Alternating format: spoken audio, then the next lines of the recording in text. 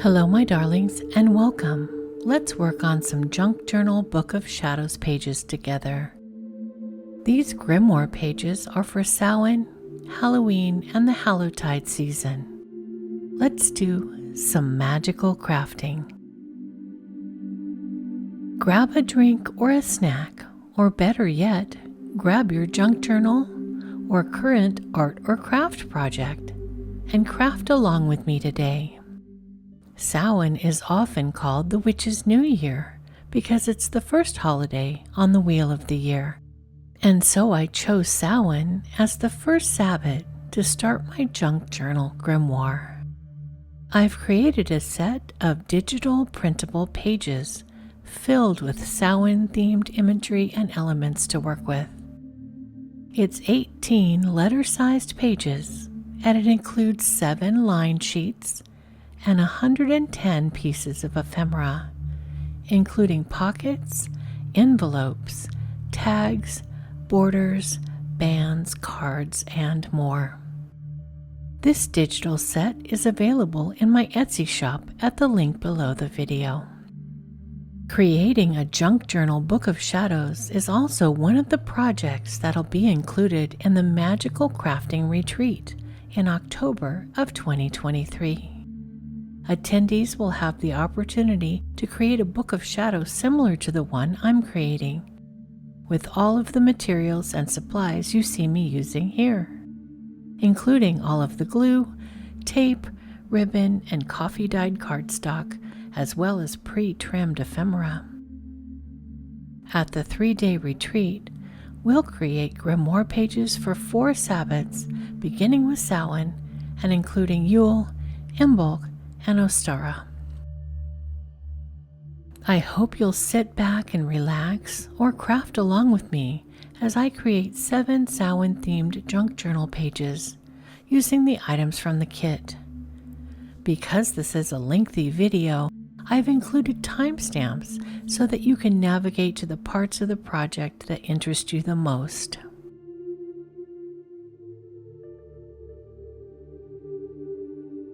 After trimming out all of the elements and sorting through them, it's time to start assembling pages. I'm using coffee-dyed cardstock as a base for my pages. I'm creating letter-sized pages that are 3-hole punched in a faux leather binder. This way I can move pages around and add pages to the grimoire later if I want to.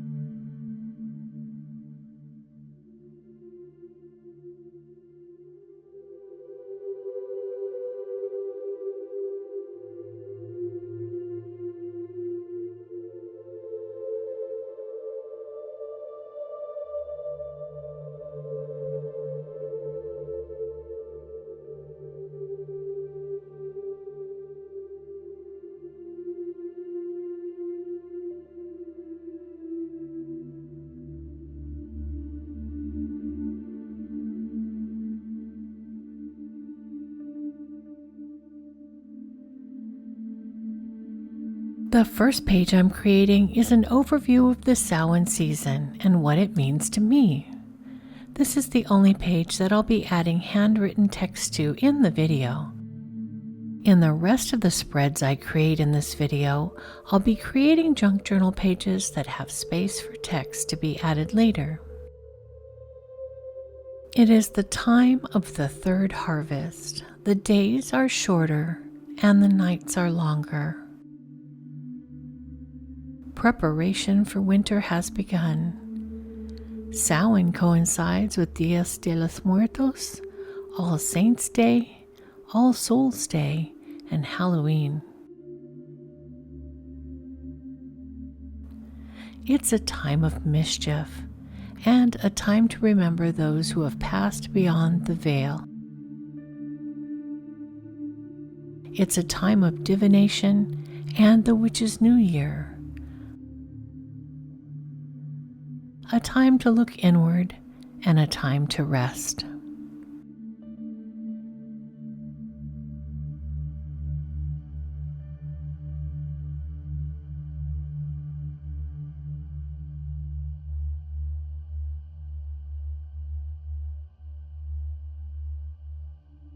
I'm adding the crow pocket to the front of the folder pocket to hold the dumb supper tag.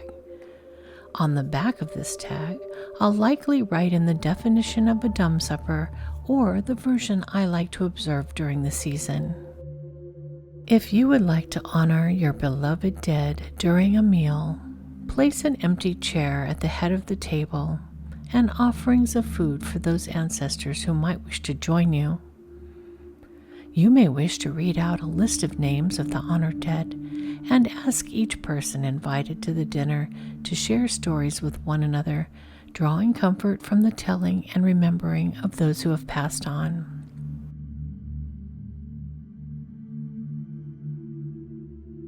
I'm also adding some other word tags around the page that say "Spirits beyond" and "The veil is thin, let the spirits slip in."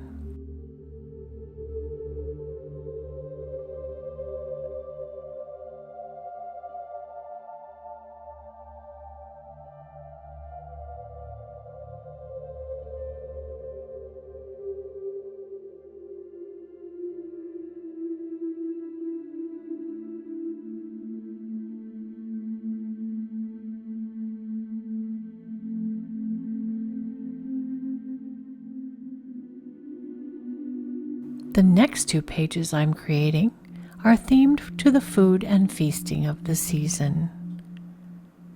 Another way to celebrate Samhain is to feature the foods of the season: carrots, leeks, parsnips and turnips, also pumpkins and winter squashes, cabbage, celery and lettuces and kale, cranberries, apples, berries and grapes, plums and pears. Apple bobbing is still a popular tradition at this time of the year, and it heralds all the way back from ancient Roman times and the worship of the goddess Pomona. Pomona is the Roman goddess of fruiting trees and orchards. The Romans brought this practice to the Celts. It was believed that the first successful apple bobber would be the next person to get married. If you got the apple on the first try, you would find true love. However, if it took several tries, you would be fickle in love. Some young women would also place an apple under their pillow in order to reveal their future husband in their dreams. Whether or not you believe any of these superstitions, apple bobbing can be a fun activity at Samhain. One of my favorite foods to focus on during the season is the pumpkin and other winter squashes.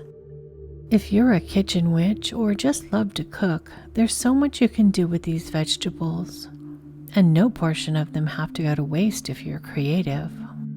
As the days get colder, a warm bowl of butternut squash soup or pumpkin soup is a perfect way to warm up. I love simple recipes with only a few ingredients that allow the pumpkin flavor to shine through. Roasted and seasoned pumpkin seeds are the perfect Samhain snack and a perfect way to use all parts of the vegetable. I like to add olive oil, salt, garlic powder, and Parmesan cheese to my pumpkin seeds and bake them for a very lucky 13 minutes on a cookie sheet. Another sweet treat for this season is pumpkin bread, and you can add nuts or even chocolate chips depending on your preference. And of course, we can't forget to carve pumpkins. The practice of decorating jack-o'-lanterns originated in Ireland, where large turnips and potatoes served as early lanterns on Samhain Eve to distract wandering spirits from settling into their homes and farms. Celts once carved faces into turnips and set candles inside. This was a rudimentary form of today's pumpkin carving. Turnip lanterns lined roadways to light the way and also caution passing spirits. Carving pumpkins became popular in America, where these large squashes were plentiful. This is the third harvest and time to look toward winter. You may wish to put non-perishable food aside for winter and do the last of any canning you have planned for the year. You may wish to prepare a special or ritual meal, focusing on fruits and vegetables of the season. Include a loaf of bread to celebrate the last of the grain being brought in, and a cup of apple cider or wine, and if you eat meat, you may wish to prepare wild game at this time. You might want to set the dinner table with candles and seasonal decor, and consider your dinner table a sacred space when you eat your meal. Or, if it's warm enough, you may wish to enjoy a meal outdoors in nature before it becomes too cold to do so.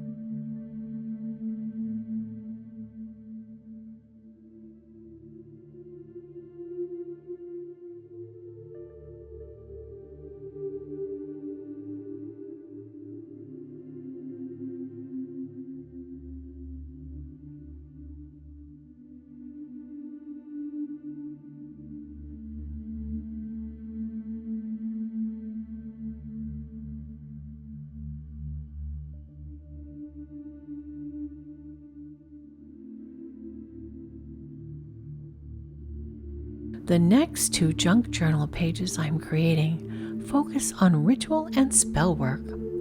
I'm creating 2 pages where I can write out any rituals or spells I want to do for the season, with pockets and tags for writing out spells or incantations, and cards for ritual and altar ideas. One ritual idea for Samhain is to light a bonfire to celebrate the season. The origin of Halloween comes from the dark nights of the ancient Celtic festival of Summer's End, when people would light bonfires and wear costumes to ward off roaming ghosts. And so this holiday centers around fires and candles, thought to light the way for the spirits of the dead. You might build a fire in a fireplace or a fire pit, or even gaze at candle flames. Spend time meditating on your beloved dead, using your inner hearing and inner vision to connect with them. Fire is a natural meditative tool. Gazing at a flame may help you relax and move within. This time of year is favorable to accessing sacred, liminal spaces and moving through the thresholds between physical and spiritual. You may find that you can use the mesmerizing dance of flames, its changing colors and shapes, and the comfort of the fire's warmth in your meditative process. Try fire gazing or meditation when you wish to purposefully move into the sacred liminal spaces where communication with spirit can more easily occur. If you'd like to have a religious celebration and honor the gods and goddesses, there are several deities that relate strongly to this time of year. The Celtic goddess most closely associated with the Samhain celebration is the Morrigan. She is the Irish goddess of death and destiny, Appearing before great battles as the goddess of fate, the Morrigan is a shapeshifter who takes many forms.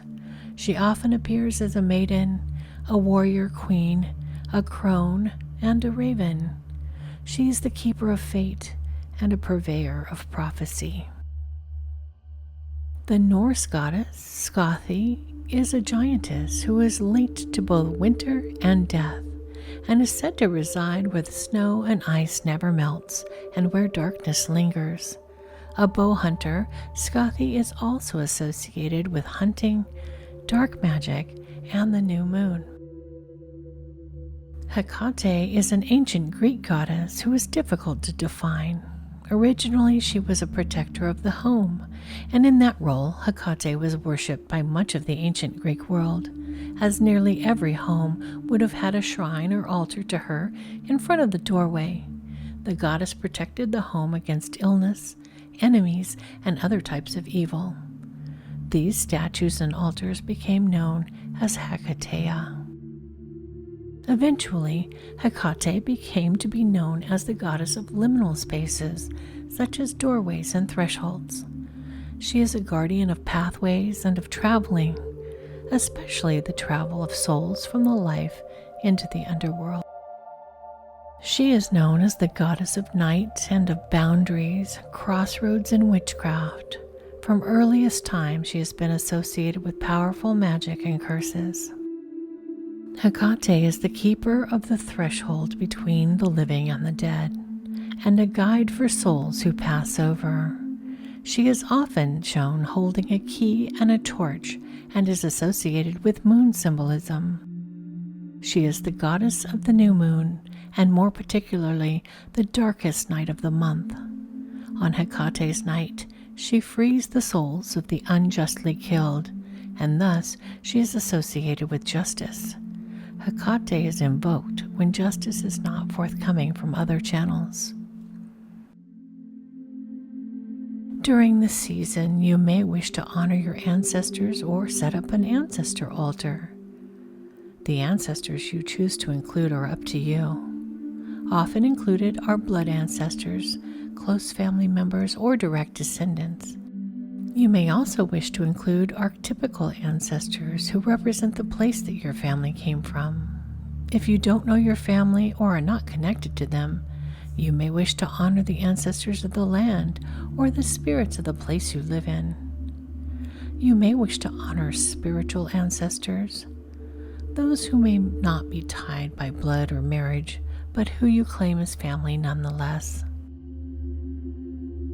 Some witches, like myself, also like to honor cultural icons as an ancestor altar because of their influence and their importance in the witch's life, or even past pets who were important family members in their own right.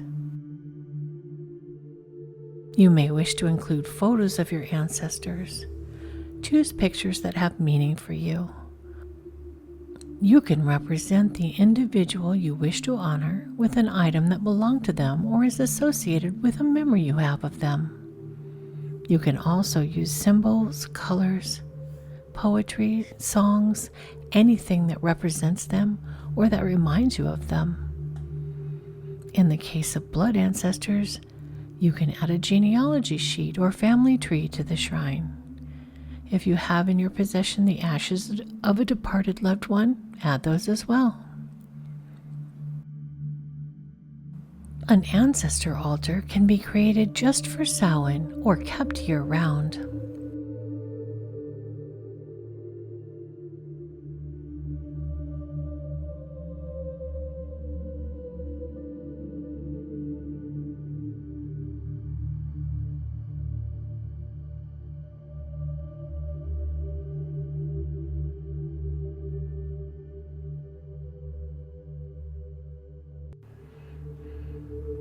The last 2 pages I'm creating focus on the Witch's New Year, and I'm including space to journal about New Year's resolutions, as well as goals and lessons for the new year.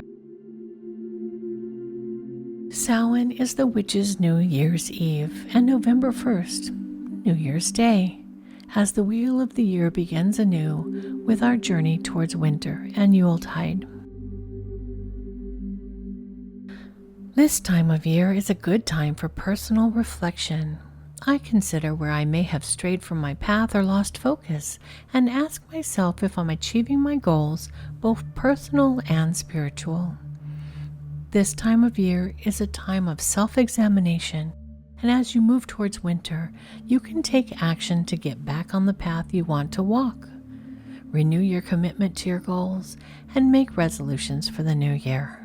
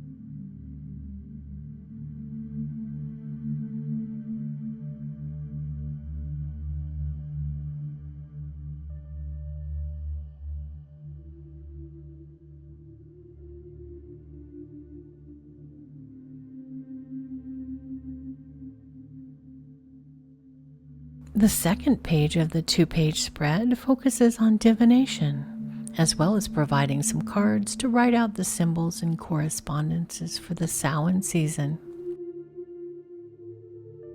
If you enjoy working with tarot, Lenormand, or oracle cards, you may wish to create a New Year's Eve card spread for the year ahead. My New Year's Eve spread focuses on several elements looking ahead into the new year. I focus on goals and lessons. I ask about relationships, work, health, and spirituality. And finally, I look at what to work on or improve in the coming year.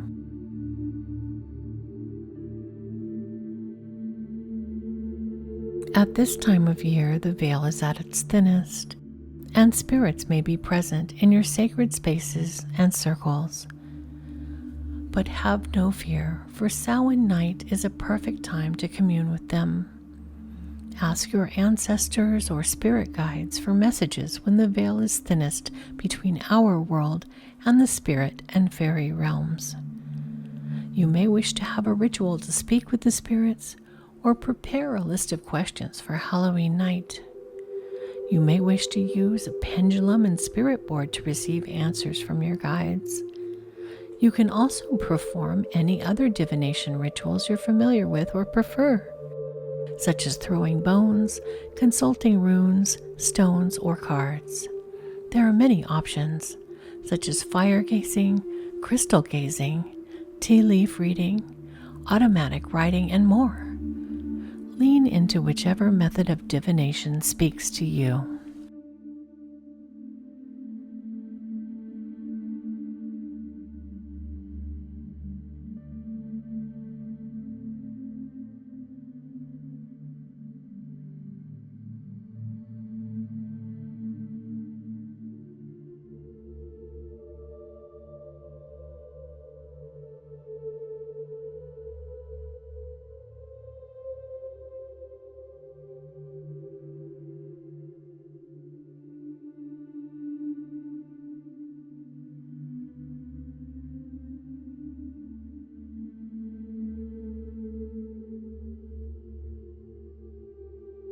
The last portion of my junk journaling page creation is to add glitter.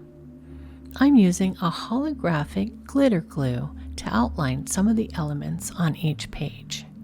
You can also use a damp paintbrush to add a thin layer of glitter glue over some decorative elements to add a magical look to them. I'm highlighting the mushrooms, pumpkins, and of course, the moon.